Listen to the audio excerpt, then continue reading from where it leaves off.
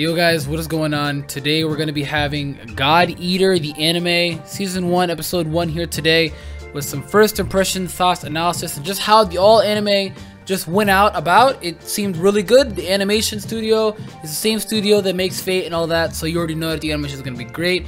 But I am not alone. I am joined here with my good friends Noah and Plasma. Yo, what's good, guys? So, seeing how this anime went, in my own thoughts, if you guys can give the video first a thumbs up, subscribe for more content, and peep comment section for how you felt about this. But it definitely did start off as a lot of people would not really expect. I guess you could say they start off with the flashback, and a lot of animes, I guess from what I've seen, I haven't really seen much anime start off with a flashback, but just how it started off with the flashback definitely gave a new twist, since most animes from this season wave of the summer 2015 are kind of just going with a straightforward approach. This one's kind of laid back a little bit in the beginning, so I did like that. Main characters got some type of mysterious backstory that we don't know yet, and that is something that they haven't even showed us throughout the beginning and the end, where they have not shown any flashback of. The only thing we know, his name is Lenka Utsugi, something like that, and we don't know anything about his backstory, nothing like that. All we know is that this man will give up his life to save anybody in a heartbeat. Apparently some quote-unquote new type where he's different from other God Eaters, and he's got some different type of capabilities to where it's like untapped potential, you know. So we don't know much about him, but he's a badass. He's cool. He's destined though to kind of give his life up on the line to save anybody. He wants to be like some heroic guy, which I don't really like. I never really liked the heroes like that, you know. It's kind of generic main character stuff, but I like the anime a lot. I love the animation. The OST is definitely what grabbed me in, but if you guys want to reiterate on that, OST, music, animation, all that kind of stuff. Alright, I'll go for, at my next story. Yeah, you can go. Alright, so I watched the episode twice as well, and before I begin, I want to talk about the opening. Believe most animes, when they have first episodes, towards the end they show the opening. Me and Noah were having a conversation about it. Well, obviously towards the ending they were showing the opening, which is Feed A by Old Codex, and if you know where they did Free Awatobi Swim Club Season 1's opening, and did the Kuroko no Basket ending number 2. And when I discovered they did the the opening, it was just really, I love the opening for that show a lot. So obviously done by my favorite artist as well. And just I have a little theory. I have not played the God Eater games at all, so you know, you guys let me know obviously if I'm wrong or not. But obviously when Linke obviously went to the little Fenray Far East branch to get his compiled his test or whatever, to see if you can actually get the new type God Eater. Obviously the branch manager obviously put him in this little machine whatever. When he put his wrist in there, he said, obviously they're going to put some origami type cells identical to him in there, obviously. And obviously, say if you're successful, you can obviously hold it. But what happens if you're not successful? Does the cell just go on you and you just die? Or nothing happens to you at all? So my little theory that, obviously, they were experimenting with the whole new types as well. And in order for society to obviously advance, they need to do some unethical type stuff, if you know what I mean. So obviously, if the people obviously who don't succeed, they just die, or maybe they transform into origamis themselves. It's kind of like an Attack on Titan type thing, because I was getting the Attack on Titan feeling. Obviously, the show is very popular, so that's what I'm using it as kind of an example.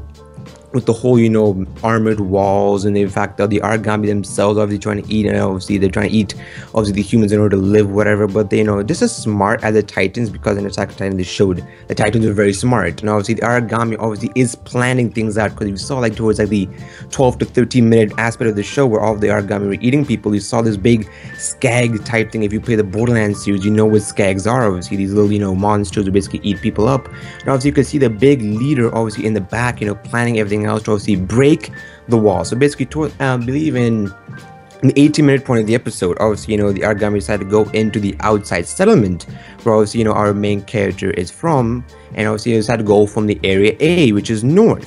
And then afterwards, they went to area D, which is basically all the way back. It's like 20 minutes back. So obviously they were thinking smartly that obviously, if unit 2 and 3 are in north, you would obviously want to strike from where the enemy isn't, correct?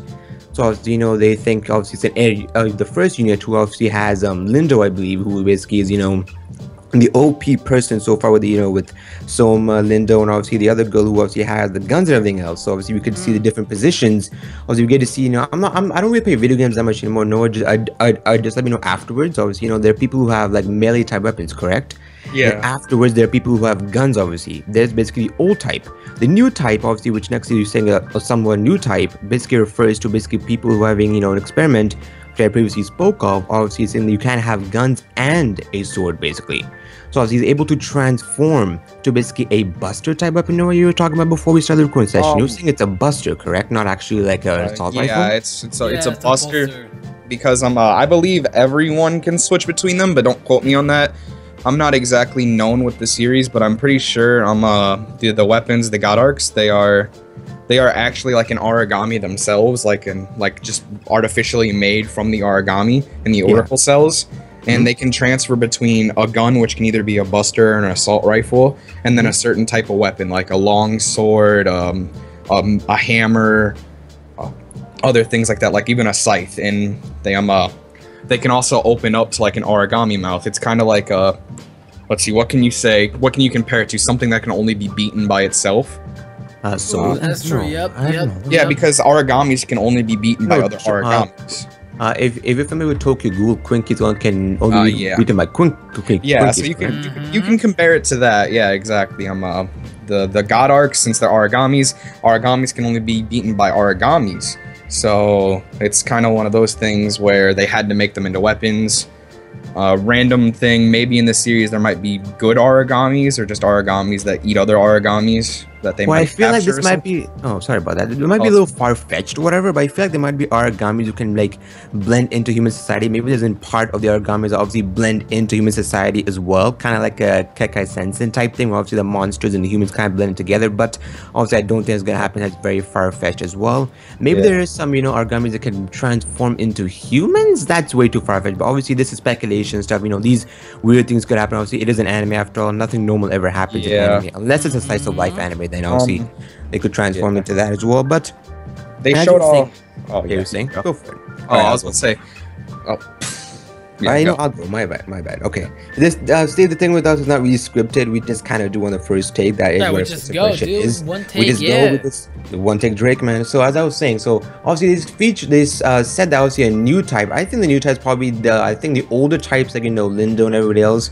Maybe the first unit can become guns and swords, but obviously the sniper Sakura and Lindo was surprised the fact that there was a new type. They saw a new type for the first time, maybe, so maybe they can't transform as well. And really, the character that we want to find out about is Soma, basically the dark skinned individual as well. He was just really badass as well. And when I was reading his character, I discovered that apparently he was 18 years old and he became a veteran. Also, a person who's really professional of killing origami. So I really want to find out about his character as well. And also the guy named Eric, who Soma basically knows. And I heard that Soma really isn't friendly with other guys. So obviously maybe we get to see Soma's character a little bit developed, because I think he's a character that absolutely be really interesting. And his backstory, why he became basically a god eater. And also I want to know all the characters, the main characters and the side characters' reason for becoming a god eater as well, because also this series is is slated for 13 episodes, but it is ufotable after all.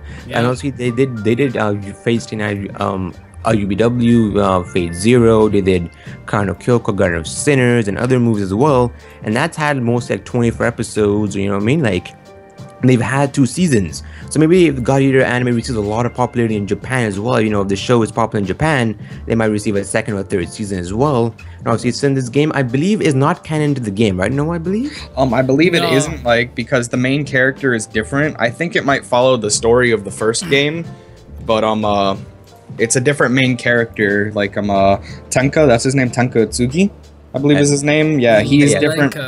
Lanka, sorry. Lanka's his name is like Yu something in the first game. It's like a Y-U-U. Let me find it.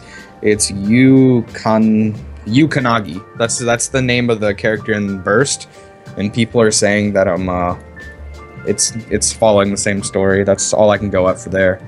I believe Ufotable did a prequel to this called God Eater Prologue, where basically Soma, who's the main character, and obviously, Lenka was introduced. I believe Lenka's probably an anime original character, which obviously, I think this was made to basically, get the game, more people get to wear more of the game as well, kind of like an advertisement for the game as well. And the fact that Ufotable was making it, their name is on it, obviously people will for sure want to check out the show, and if they like the game or the show's concept, they might pick up the game as well.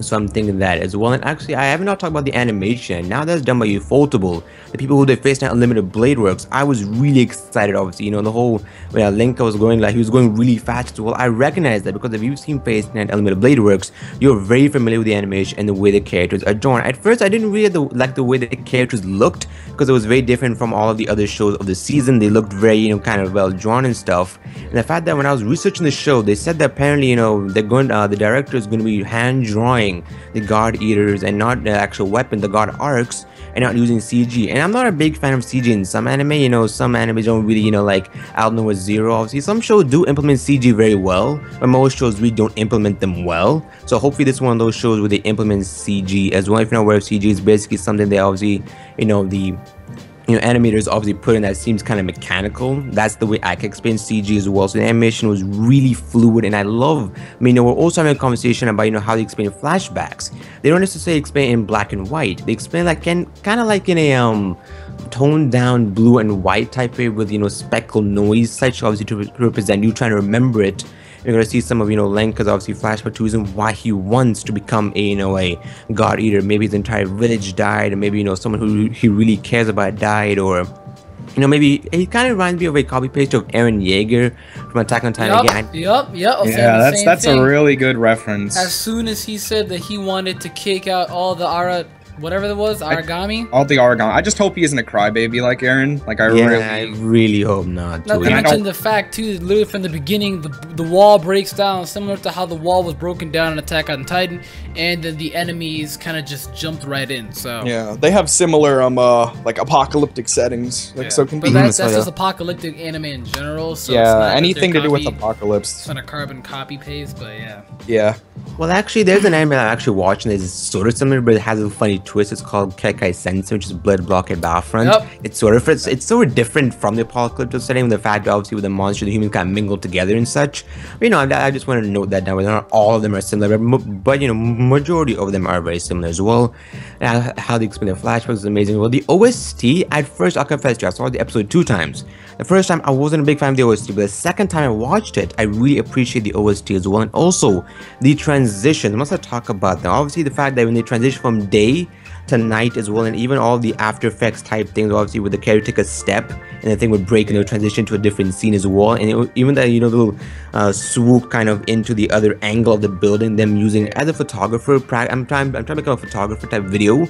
I love the fact that they use like Dutch angles, which is basically tilted angles, close angles, extreme close angles. So the attention to detail, if you're going into cinematography and such, the attention to detail is just really brilliant. I'm glad Ufotable is obviously doing these different type of angles to show us different perspectives of the whole area, because it's always good to see a different perspective, obviously in terms of camera and characters. Well, I really appreciate that as well. And the opening, as I mentioned, is just absolutely brilliant. And I hope, obviously, there's some unanswered questions as well. The theory I did say before: what happens if the contender doesn't pass the whole test? Does he die? Does he become an origami?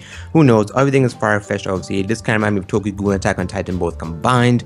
So hopefully it doesn't just end like them, just end plot holes, or the characters aren't whiny or anything. I just hope the characters are badass, and I hope I'm speaking a lot. I must apologize for that. Just whenever I watch an episode more than once, I have a lot in my mind. I'm just hoping this show, I don't want this show to be gassed up. Basically, gassed up means I don't want the show to get so much hype where it can't handle it. I hate when shows get so much popularity that nobody can, like, they just hype the show up. They say the best thing since sliced bread. I really fucking hate that. But hopefully, the show is good. Hopefully it has a second season as well. Hopefully, the game gets popular. I'm praying that Ufotable will make more shows, because they do shows very rarely. They did Fate Stay and UBW, then Zero, and obviously different orders. So they don't do shows like, like Mappa or Madhouse every season. They do it, whenever they feel like, basically. They said Oh yeah, I'm sorry. Man, I feel bad for talking too much. No, I hope you don't have much to say because the video is gonna go long. But it's God Eater. I said in my last video I went. If you thought you thought I went in my last video, I'm going in this one as well. And I want to talk about content creators. Obviously, Ufotable is a person who creates content for us, and I was very glad when they delayed the first episode of God Eater because of the fact. Obviously, I'm sad they wish they upload like in Wednesday or then Sunday, but just the fact that we content creators have to delay stuff. AkumaNexus will personally know this. If you're a content creator on YouTube, you know this. We have to delay stuff. Yeah, we're excited for projects. We want to upload them, but we can't, obviously, right? Because some shit happens and we have to delay them. So I'm very glad they took the approach to apologize and say, it wasn't up to our standards. And figuring out Ufotable has very huge standards. We have very big standards for them. We want them to make absolutely brilliant shows that will just blow our minds away and our computer screens all the way to the max, basically. So overall, I was very impressed with the episode. I really loved the episode. OST is really good. Animation was really good. Hopefully some questions get answered. Hopefully this show has a second season. And I wanted to hear that ending theme too. Hopefully, the opening theme towards the end was actually the opening theme because I love, freaking old Codex. They did a good job. I'm done. No, not. Yeah. That's your turn. My bad for that. All right, the call's lagging a little bit. But I don't really have much to talk about except for in the middle of the episode. Yeah, middle of the episode, around 14 minutes. They on the screen, I noticed that they popped up something that said God Eater Resurrection, and it said 1029 on it. And I looked into it, and apparently it's a new game that's coming out. And it's an enhanced version of the original game, like the original series God Eater Burst. And they showed it off, and they're making a manga for it. And if this does well, possibly it could get like localized, which would do really well. And because a lot of the fans in the US have really wanted like the latest game, Rage Burst 2, to come to the US, but it hasn't yet, even though there was an English trailer. Yeah. Oh, yeah, they showed as well. Oh, sorry, you go for it. Oh yeah, I was about to say, like, I haven't really seen much from Ufotable in like the lines of Fate Stay Night or whatever that is, but I was really impressed with the animation. Like they're really well with it. Like when he was running out to the Sector D, was it?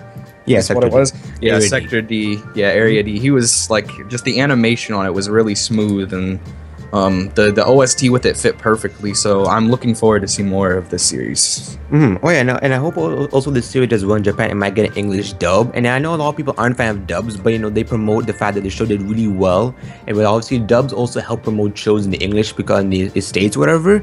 Obviously, the dubs will also help the show get even more popularity and more chance of a second season confirmed. Because Face and UBW actually got a dub after the end of the series, so they might get a dub as well. If it does, I just cannot wait. And also, I believe they showed a character who actually has a red hat as well, and it also showed a snowy scene. Now, I did some research into her character. Her name is Eliza, whatever, and she's from Russia. And the fact that I cannot wait to see other characters who are from different countries in the world, because I love when shows obviously implement different people from different countries. Like Soma's dark-skinned individual. He's black-skinned. Obviously, I want to see obviously Russians. I want to see all the different characters. Oh yeah, and also an interesting fact before I stop talking for like forever, I feel like, obviously, my bad for that. Obviously, okay, Lindo, I believe, the first unit's leader is actually voiced by Zoro from One Piece, the version, and I believe, what's the other character? Soma is actually voiced by, Zoro. No, Soma is Zoro, and Lindo is Sanji. Yeah, Sanji. The fact they was, my bad, got them mixed up. But absolutely I know that was just really amazing. Those two voice actors, they're very popular voice actors. Obviously, being in One Piece, the most popular anime so far in Japan. Obviously, I think it's not One Piece. It's Naruto One Piece. I think it's either one. It's One Piece right now. I think right now. The girl with the green dress is also Urza from Fairy Tail. Yeah, those popular characters definitely promote this show as well. They might promote on social media. People might find out they're like, oh, my favorite character from this show series is gonna be there. I have to watch the show as well, and they might just, they might really love it because the fact their favorite voice actors is in the show. Yeah. But I think that's going to it from how long this video is. So yeah, if you guys enjoyed God Eater, let us know what your favorite part of God Eater was down in the comment section. Noah's Twitter, since that's all he loves to do, will be in there, as well as Plasma uploads, reviews, and other stuff like that. Top 10, so go check out his channel as well. And that is going to be it. So we're going to be popping out of here, and goodbye. See ya. See ya.